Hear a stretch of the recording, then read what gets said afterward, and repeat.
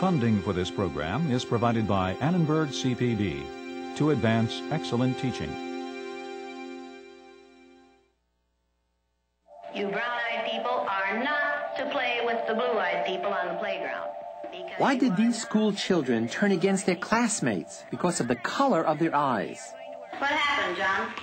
Russell called me names and I hit him in the gut. How does Madison Avenue get us to say, yes, I'll buy it? Constructing Social Reality, this time on Discovering Psychology.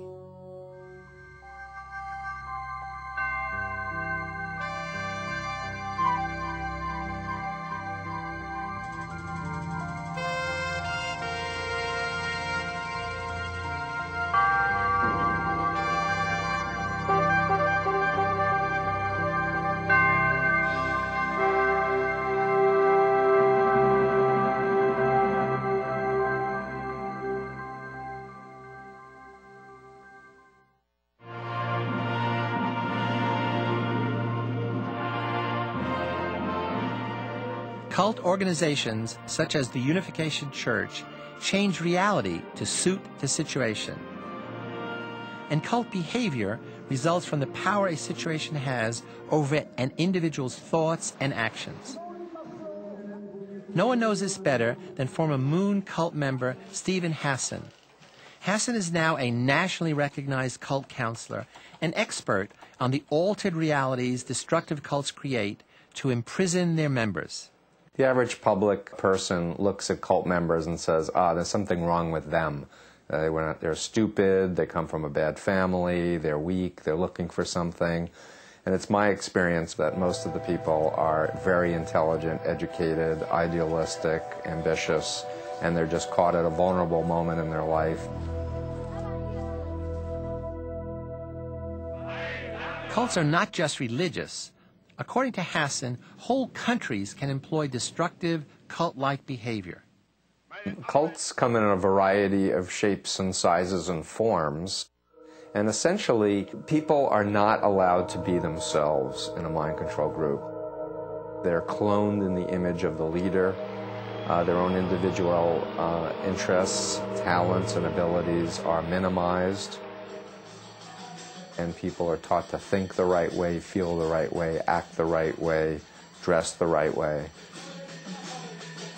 And its effects undermine a person's ability to act independently. Cults employ several tactics to recruit and keep members. Suggestive questioning, hypnosis, even sleep deprivation are used to make the person vulnerable, isolated, and eventually receptive to their message. Question, I can probably give you an answer. Have you read Dionysia? Yes, I have. Oh, you've read the book? Yes. Okay. Hey, you have no right to film in. One of the methods is thought stopping. Thought stopping is a behavior modification technique in which you're taught to shut down any critical thought. Used by destructive cults, as in the case of the Moonies, the group that I was involved with, I was told that any negative thought about Moon, the doctrine, or the group was Satan trying to invade my mind. So as a good Moonie, I would start chanting or pray whenever a doubt came into my consciousness. So I would say, crush Satan, glory to heaven, peace on earth, glory to heaven, peace on earth. So, but by doing this technique, essentially I was shutting down any possibility for reality testing and independent thought. Essentially, human beings adapt. We're very social beings, and if you control the environment long enough with a person, you can cave them in. You can cave in their ability to think critically. Last time, we learned about the power of the situation in controlling social behavior. But now it's time to add a second lesson of social psychology, that the situation matters not only in terms of its objective reality, but also in terms of the way it's perceived, understood, and interpreted by the people inside it. It's this subjective view of reality that forms the foundation for much social behavior. Psychologists refer to this ability to create subjective realities as the power of cognitive control. the power of people's beliefs to give different meanings to the situations in which they find themselves. These beliefs can exert a guiding force over social behavior, at times overriding the objective facts of the situation. So whenever you want to understand some unusual or unexpected social behavior of other people, ask yourself first what their situation is, and second, whether their perception of that situation might be different from yours. In fact, it's remarkable how small a difference among people can trigger prejudice, and how hard it is to stop prejudice once it takes hold. In no time at all, we can create a totally new construction of reality to define those we dislike and fear because they are different. A provocative demonstration of the nature of prejudice took place not in a psychologist's laboratory, but at a school in Riceville, Iowa. Would you like to try this? Yeah! Sounds like fun, doesn't it? No. Is there anything about... After the assassination of Dr. Martin Luther King Jr. in 1968, Jane Elliott, a third-grade teacher, decided to teach her class just what it means to experience arbitrary discrimination. Elliott divided her class into two groups, the inferior brown-eyed people and the superior blue-eyed people. I mean, the blue-eyed people are the better people in this room. Oh, yes, they are. Blue-eyed people are smarter than brown-eyed people. My dad isn't. I got stupid. Is your dad brown-eyed? Yeah. One day you came to school and you told us that he kicked you. He did. Do you think a blue-eyed father would kick his son? Yeah. My dad's blue-eyed. He's never kicked me. Greg's dad is blue-eyed. He's never kicked him. Greg's dad is blue-eyed. He's never kicked him. What color eyes did George Washington have? Blue. Blue.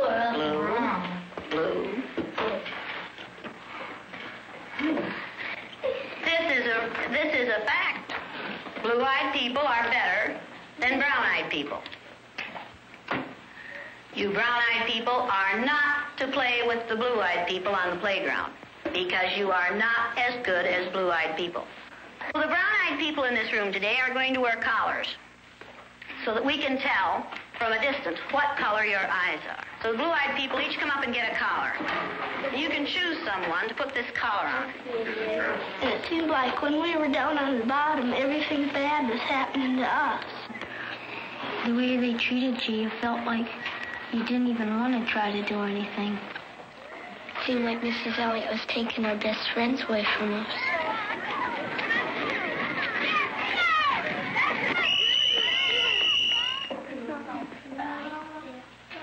What happened at recess? Were two of you boys fighting? Yeah, Russell and John were. What happened, John? Russell called me names and I hit him in the gut. What did he call you? Brown eyes. Did you call him brown eyes? They always call us that. Greg and all of the boys call us brown eyes. They say, come here, brown eyes. And they were calling us blue eyes. I wasn't. Sandy and Donna were. Yeah. What's wrong with being called brown eyes? It means that we're stupider. Well, not that. Oh, that's just the same way as other people call black people niggers. Yeah. Is that the reason you hit him, John? Did it help? Did it stop him? Did it make you feel better inside? Make you feel better inside? Laugh at you when you did it? I watched what had been marvelous, cooperative, wonderful, thoughtful children turn into nasty, vicious, discriminating little third graders in a space of 15 minutes. I think I learned more from the superior children than I did from the children who were considered superior, than I did from the children who were considered inferior, because their personalities changed even more than the others did.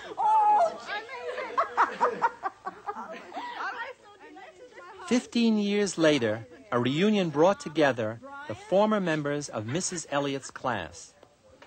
How are you? Oh, it's fine. All right, now, Raymond, why? I want to know why you were so eager to discriminate against the rest of these kids. At the end of the day, I thought the miserable little Nazi. Really, I couldn't stand you. It felt tremendously evil. All your inhibitions were gone. And no matter if they were my friends or not, any pent-up hostilities or aggressions that these kids had ever caused you, you had a chance to get it all out. I felt like I was a king, like I ruled them brown eyes, like I was better than them. Happy. Boy, that day after we went home, and talk about hating somebody, it was there. You hated me. Yeah, of what you were putting us through. Nobody likes to be looked down upon. Nobody likes to be hated, teased, or discriminated against. And it just boggles up inside of you. You just get so mad. In this classroom demonstration, Jane Elliott and her students revealed just how easy it is to alter objective reality and substitute an arbitrary alternative conception of the world. No matter how superficial the differences between people may be, once those differences become indicators of superiority versus inferiority, of acceptance versus rejection, of worthiness versus worthlessness, they become institutionalized. Rules are made, norms are created, and expectations are formed about how people of different status ought to behave. Fortunately, however, positive expectations can change a person's perception of a situation just as dramatically as negative expectations. Psychologists call this the Pygmalion effect, after the George Bernard Shaw play of the same name, in which even an uneducated ragamuffin can be transformed into a proper society lady. In an experiment conducted at an elementary school like this one, psychologist Robert Rosenthal and school principal Lenore Jacobson took the Pygmalion effect one step further. What we wanted to show was the extent to which teachers' expectations could actually affect pupils' intellectual performance, for example, their IQ scores. So what we did was we tested everybody in a school with a test that pretended to be a test that would predict academic blooming, so-called Harvard test of inflected acquisition, and allegedly on the basis of that test, but not really, we gave each of the teachers in the school the names of a handful of children in her classroom that would get smart in the academic year ahead. These kids' names were taken out of a hat. We chose them by means of a table of random numbers. The children themselves did not know in any direct way that teachers were holding certain expectations for them. Teachers were told not to tell the kids, and of course we didn't tell the children either. So the children never knew. 6 times something that's close to 32. Good. 6 times 5. And then when we tested the children a year later, we found that those kids who'd been alleged to their teachers to be showing or going to show intellectual gains, in fact showed greater intellectual gains than did the children of whom we'd said nothing in particular. So the kids actually got smarter when they were expected to get smarter by their teachers.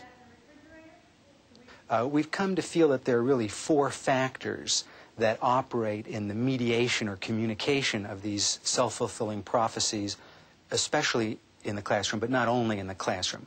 So what are these 4 things that teachers tend to do differently to kids for whom they have more favorable expectations? The first factor is the climate factor. Teachers tend to create a warmer climate for those children for whom they have more favorable expectations. They're just nicer to them, both in terms of the things they say and also in the nonverbal channels of communication. The other very important factor is the so-called input factor. That one probably won't surprise anyone. Teachers teach more material to those kids for whom they have more favorable expectations. After all, if you think a kid is dumb and can't learn, you're not going to put yourself out to try to teach them very much. 2 other factors, though, make a difference. One is the response opportunity factor. That is, kids get more of a chance to respond if the teachers expect more of them. They call on them more often. When they do call on them, they let them talk longer, and they help and shape with them the answers that the kids speak out, kind of working together to put the response out. The last is feedback. The feedback factor works in this way. As you might expect, if more is expected of a kid, the kid is praised more, positively reinforced more for getting a good answer out. But interestingly enough, is given more differentiated feedback when they get the wrong answer. One of the ways in which you can sometimes tell a little bit that the teacher does not have very high expectations for a kid is that the teacher is willing to accept a low-quality response, or it won't really clarify what would have been a good quality response. Maybe because he or she feels, well, what's the use? The kid's not smart enough to profit from this additional clarification. So those are the four factors: climate, input, response opportunity, and feedback. In Jane Elliott's demonstration in Iowa, the children who were supposed to be inferior performed poorly because of the negative expectations of the teacher and the tensions created by prejudice. While in Rosenthal and Jacobson's experiment, the children who were supposed to be superior got the support they needed to excel. In both cases, the subjective reality became self-fulfilling, overriding the objective facts of the situation. No matter how it happens, information about how good or bad we are and the ways in which we're treated can change the way we see ourselves and the way we behave. Elliot Aronson of the University of California at Santa Cruz teamed up with Alex Gonzalez of Fresno State to see if they could change the way students saw themselves and their classmates. Next problem is 8 times 26. Instead of acting as competitors, vying against each other for the teacher's attention, some winning but most losing, students can be taught to see themselves as part of a learning team. Cooperation, not competition, is the foundation of what Aronson calls the jigsaw classroom. Basically, what we wanted to do was set up a structure where instead of competing with each other, kids would be cooperating with each other. Kids would be interdependent. Kids would be needing each other in order to do well. Make sure that you understand the part that you're going to have to give in your jigsaw group. Everyone is ready? Yes. Please go to your expert groups. Using the jigsaw method during a lesson on Native Americans, the teacher divides the class into several groups, known as expert groups.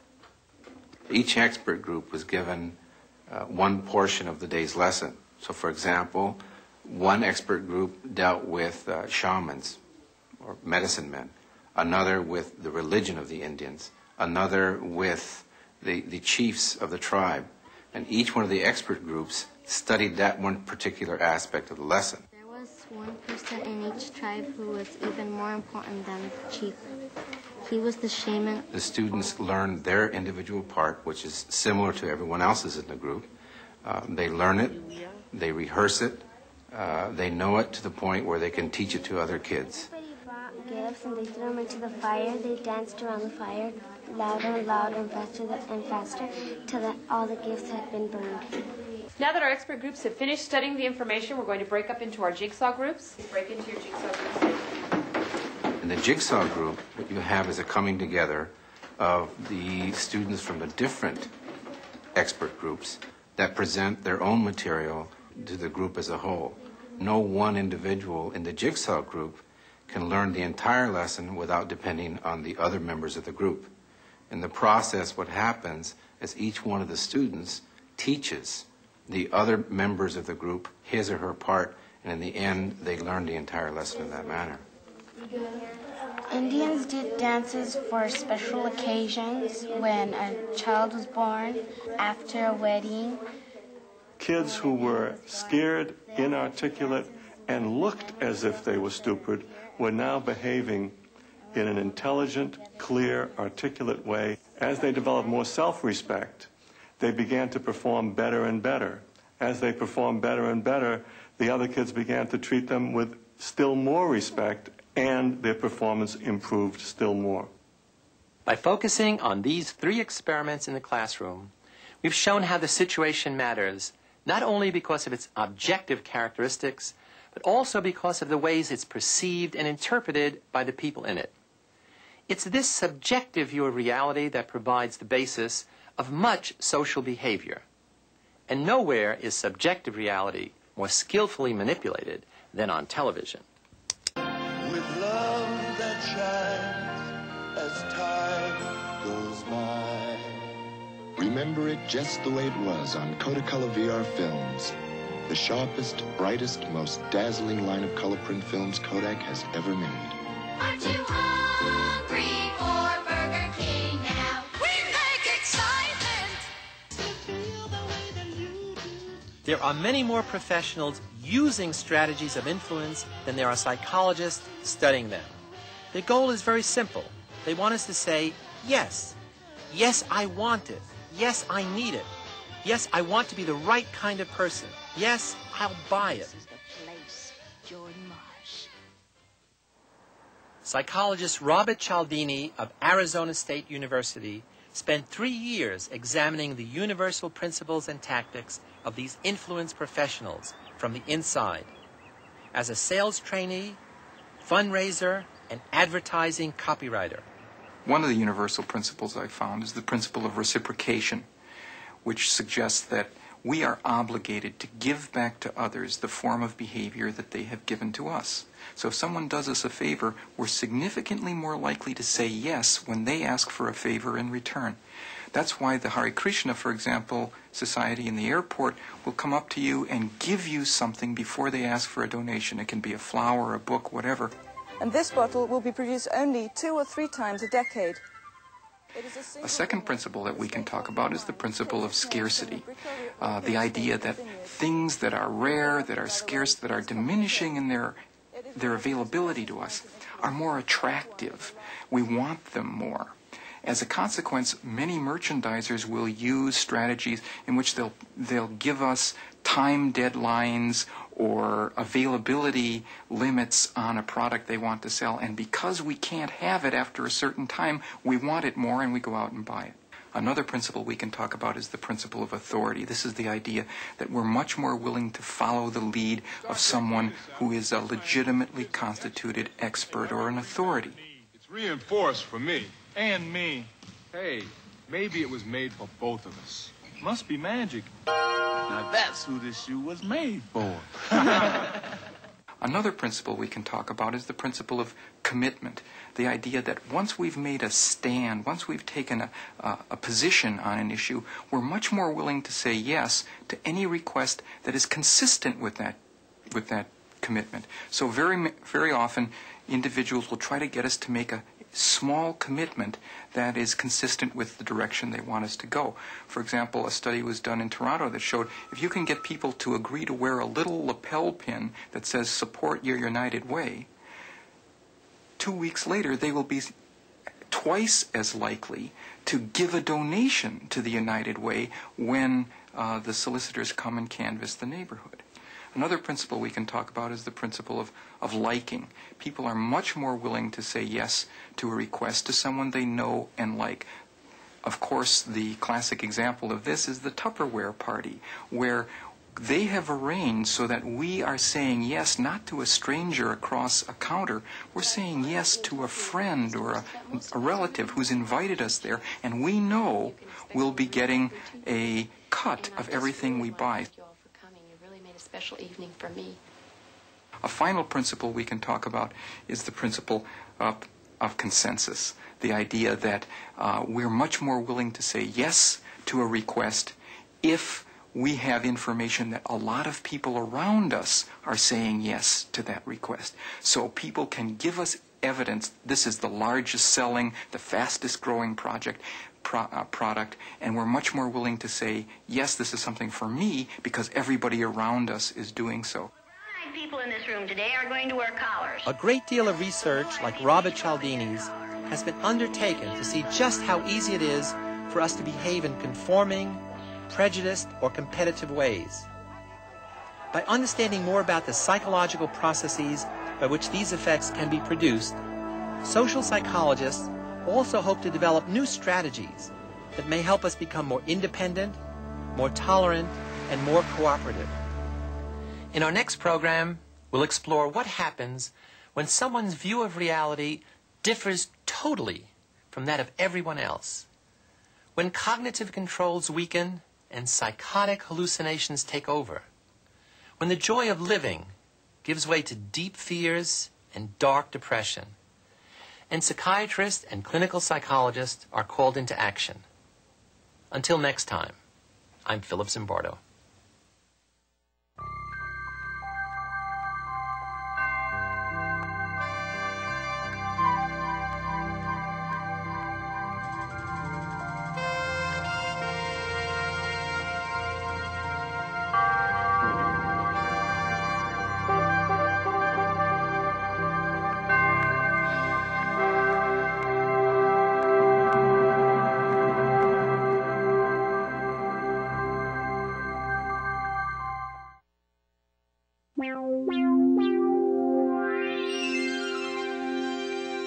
Funding for this program is provided by Annenberg CPD to advance excellent teaching.